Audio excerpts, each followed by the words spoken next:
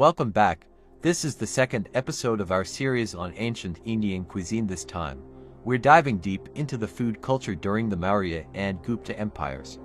If you enjoyed this video, a like or comment goes a long way in supporting our work. As they say, kindness is remembered for 1,000 years, so thank you in advance. The Maurya Empire, a short-lived giant. The Maurya Empire was one of the most remarkable periods in ancient Indian history. It was one of the few times the entire subcontinent was unified under a single rule. At its height, the Maurya territory was nearly as large as modern-day India. But despite its size, the empire didn't last long, just 138 years and 9 emperors. After the fall of the Mauryas, India fractured again into a collection of competing kingdoms until the rise of the Gupta Empire in the 4th century CE. The Gupta Empire, India's golden age. The Guptas built a massive empire centered along the middle and lower Ganges River. They controlled all of northern and central India and ushered in what historians often call India's golden age. Why the glowing praise? Not just because of their political and economic achievements, but because this period saw huge advancements in religion, science, philosophy, architecture, and literature. And yes, even food and nutrition saw major development. Let's take a closer look at the revolutionary health philosophies of ancient Indian nutritionists during this time. Sattvic food, the clean eating of the ancients. During the Gupta era, scholars classified food based on its nature, cooking method, and how easily it could be digested.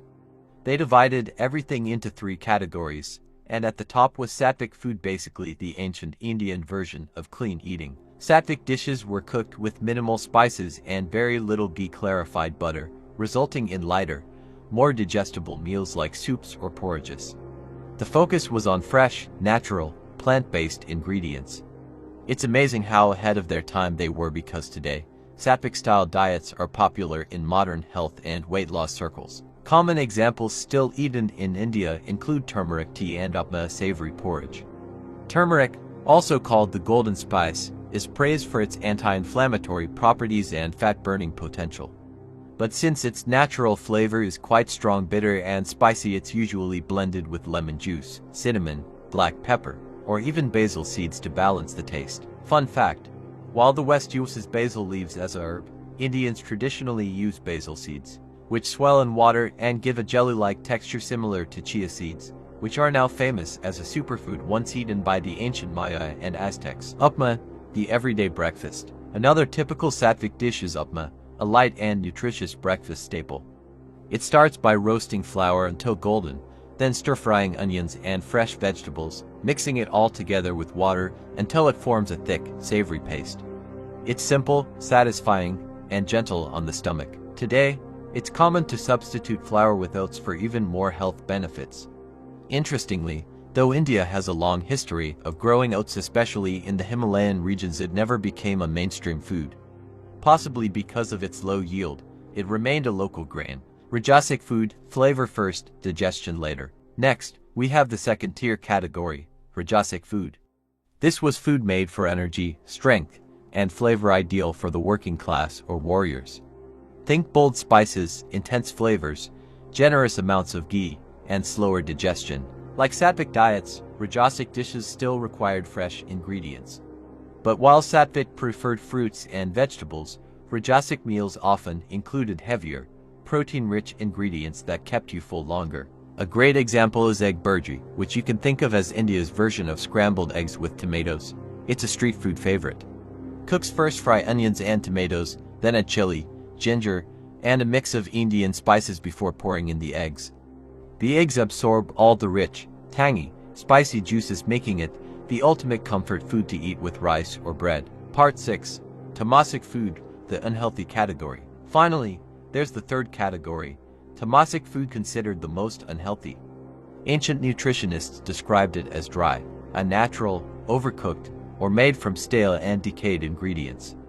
These foods were believed to harm the body and dull the mind. We don't know exactly what foods they meant, but based on their definition, nearly everything from modern fast food culture could fall into this group. Deep fried snacks, heavily processed chips, long shelf life cookies, sugary sodas, and anything with hydrogenated oils. It's wild to think how closely their tamasic concept matches our concerns with ultra-processed foods today. Bonus fact: sacred cows and changing diets. Here's one last interesting tidbit. Not long after the Gupta Empire, India entered its first period of cow worship.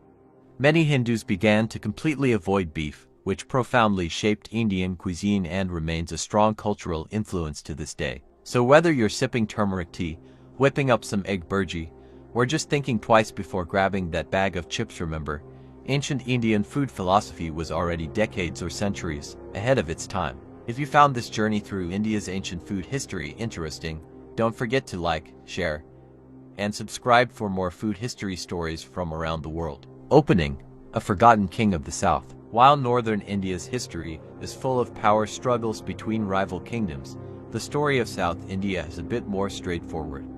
Dynasties like the Chola, Pallava, Chera, and Pandya ruled for centuries, passing their legacy from one generation to the next. But today, we're shining a light on a lesser-known figure from a fading southern kingdom, King Someshvara III of the Western Chalukya dynasty. This kingdom, once an offshoot of the mighty Chalukyas, had already seen its glory days by the time Someshvara came to power in the late 10th century.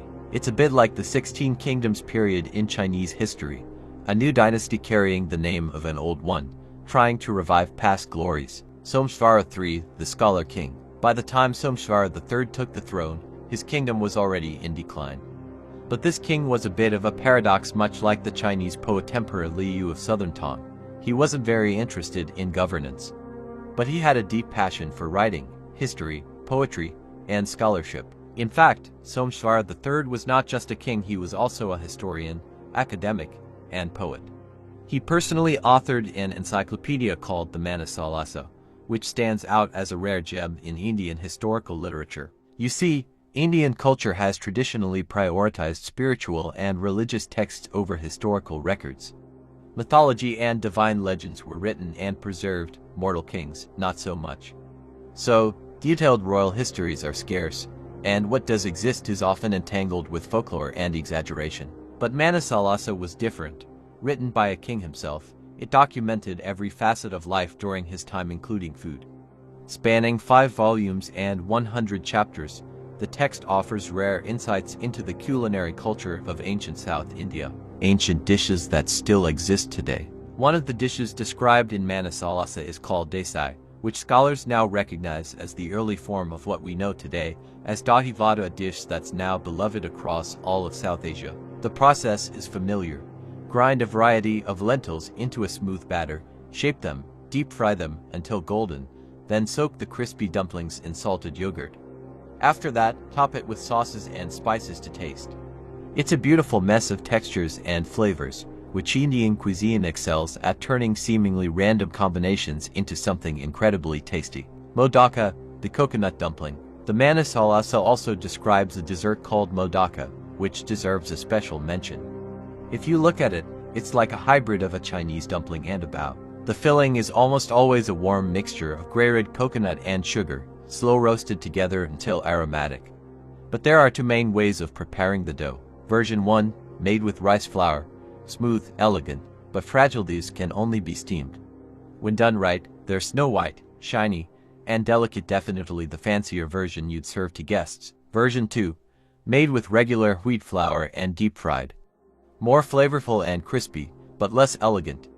If the rice version is $100 a plate, the fried one is more like $10 on the street, and honestly, sometimes that's all you need. A personal note on street food and sanitation. Before we end, let me take a moment to clear up something from our earlier episode.